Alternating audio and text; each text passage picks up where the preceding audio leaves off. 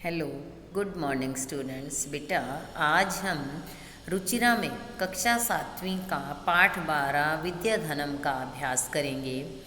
इस पाठ में हमने बेटा विद्या रूपी धन के बारे में पढ़ा और हमने देखा कि विद्या रूपी धन का हमारे जीवन में कितना अधिक महत्व है। बेटे, इसके पहले 4 क्वेश्चन हम पहली वीडियो में कर चुके हैं और बाकी क्वेश्चंस हम आज करेंगे। तो देखिए, नेक्स्ट क्वेश्चन हमारा 5वें क्वेश्चन से शुरू करते हैं। 5th क्वेश्चन है, रेखांकित पदों के आधार पर प्रश्न निर्माण कीजिए। देखिए, रेखांकित। अब रेखांकित का मतलब क्या है कि जिस शब्द के नीचे रेखा अंकित की गई है, खींची गई है, उसको हम कहते हैं रेखांकित। और प्रश्न निर्माण का मतलब क्या है बेटा कि यहाँ आंसर्स दिए गए हैं और उनके हमें क्वेश्चंस बनाने हैं। ठीक है, तो फर्स्ट है हमारा, विद्या विहीन नरः पशु अस्ति, कि विद्या से हीन मनुष्य पशु है। तो प्रश्न क्या बनेगा, विद्या से हीन कौन पशु है। तो अब नरः हम यहाँ जिस शब्द के नीचे रेखा खींची गई है, जिस पद के नीचे, केवल उसी को देखेंगे। तो नरः हमारा पुल्लिंग है और प्रथमा एक वचन है, तो इसी के हिसाब से हमें प्रश्न बनाना है। तो विद्या विहीन है नरः की जगह पे आएगा कह पशु अस्ति। नेक्स्ट है, विद्या राजसु पूज्यते, कि विद्या राजाओं में पूजी जाती है। तो प्रश्न क्या बनेगा कि कौन राजाओं में पूजा जाता है। तो हम विद्या स्त्रीलिंग है, प्रथमा एक वचन है, तो स्त्रीलिंग प्रथमा एक वचन में का बनेगा, का राजसु पूज्यते। ये बेटा किम का शब्द रूप है और उसके पुल्लिंग में कह कऊ के और स्त्रीलिंग में का के कहा और नपुंसकलिंग में किम के कानी रूप चलते। उसके हिसाब से हम पुल्लिंग में कह के रूप चलाएंगे, स्त्रीलिंग में का और नपुंसकलिंग में किम का। नेक्स्ट है हमारा, चंद्रोज्वला हारा पुरुषम न अलंकुर्वन्ति। अब यहाँ हारा के नीचे अंडरलाइन है और हारा हमारा प्रथमा बहुवचन है और इस प्रथमा पुल्लिंग प्रथमा बहुवचन में कह कऊ के, तो यहाँ हारा की जगह पे आ जाएगा के, कि चंद्रोज्वला के पुरुषम न अलंकुर्वन्ति। नेक्स्ट है, पिता हिते नियुक्ति, कि पिता हमारा पुल्लिंग है और प्रथमा एक वचन है, तो पिता की जगह पे आ जाएगा कह हिते नियुक्ते। नेक्स्ट है, विद्याधनम सर्वप्रधानम धनम अस्ति, कि विद्या रूपी धन सर्वप्रधान सभी धनों में प्रधान है।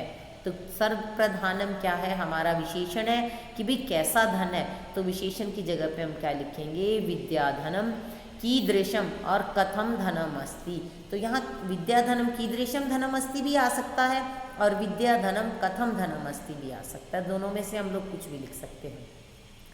नेक्स्ट है कि विद्या दीक्षु कीर्तिम तनोति, कि विद्या दीक्षु दिशाओं में, ये सप्तमी बहुवचन है, लेकिन बेटा यहाँ स्थान के लिए या सप्तमी के लिए कुत्र शब्द का प्रयोग होता है।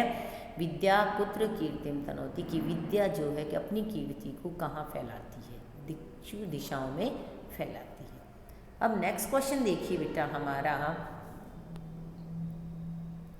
अब ये है पूर्ण वाक्य में उत्तर दीजिए। अब पूर्ण वाक्य का मतलब क्या, फुल सेंटेंस में हमें आंसर देना है। तो फर्स्ट क्वेश्चन है बेटा, गुरुनाम गुरु अस्ति, ठीक है, कि गुरुनाम गुरुओं की गुरु कौन है। अब हमने इस श्लोकों में पढ़ा था कि गुरुओं की गुरु कौन है, विद्या गुरुओं की भी गुरु है, तो हम क्या लिखेंगे, गुरुनाम गुरु विद्या अस्ति। अब यहाँ आपने देखा का हमारा स्त्रीलिंग एक वचन है और स्त्रीलिंग एक वचन में हम विद्या का लिखेंगे। नेक्स्ट है, कीदृशी वाणी, कि कैसी वाणी पुरुषम समलंकरोति, पुरुष को सुशोभित करती है। अब आप देखिए, कीदृशी वाणी, कि कैसी वाणी, ये विशेषण है, तो संस्कृता धार्यति, कि संस्कार रूप से धारण की गई वाणी मनुष्य को सुशोभित करती है। नेक्स्ट है, व्यय कृते किम वर्धते, कि व्यय खर्च करने पर किम वर्धते क्या बढ़ता है, तो व्यय कृते खर्च करने पर विद्या धनम वर्धते, कि विद्या रूपी धन बढ़ता है। भी हमारे पास पैसे हैं और वो पैसे खर्च करने के लिए हम बाजार में सामान खरीद लेंगे तो हमारे पैसे खर्च हो जाते हैं, लेकिन बेटा एक विद्या रूपी धन नहीं ऐसा है जो खर्च करने से बढ़ता है, कम नहीं होता। नेक्स्ट है, भाग्यक्षय आश्रय कह, कि भाग्यक्षय, भाग्य के नष्ट होने पर कौन आश्रय है, कौन सहारा है हमारा, तो भाग्यक्षय आश्रय विद्या अस्ति, कि भाग्य के नष्ट होने पर विद्या हमारा सहारा बनती है। मंजूषा से नेक्स्ट क्वेश्चन है बेटा, मंजूषा से पुल्लिंग, स्त्रीलिंग और नपुंसकलिंग पद छांटकर चुनकर लिखने हैं। हमें ये देखना है कि कौन सा पुल्लिंग है, कौन सा स्त्रीलिंग, कौन सा नपुंसकलिंग। 3 कॉलम हमने बना लिए, पुल्लिंग का, स्त्रीलिंग का और नपुंसकलिंग का, और ऊपर से हमने उनको नीचे रखा कि पशु, गुरु और मूर्धजा। पशु और गुरु हमारा प्रथमा एकवचन है और मूर्धजा हमारा प्रथमा बहुवचन है, और ये तीनों ही क्या है, पुल्लिंग है, इसलिए हमने इनको पुल्लिंग में रखा। अब संस्कृता, विद्या, रति ही, ये तीनों स्त्रीलिंग है, इसलिए हमने इनको स्त्रीलिंग में। वैसे तो हम आकारांत देखकर पहचान लेते हैं कि ये स्त्रीलिंग है, लेकिन बेटा रति हमारा, जैसे कीर्ति स्त्रीलिंग था, ऐसे ही रति हमारा क्या है, स्त्रीलिंग है।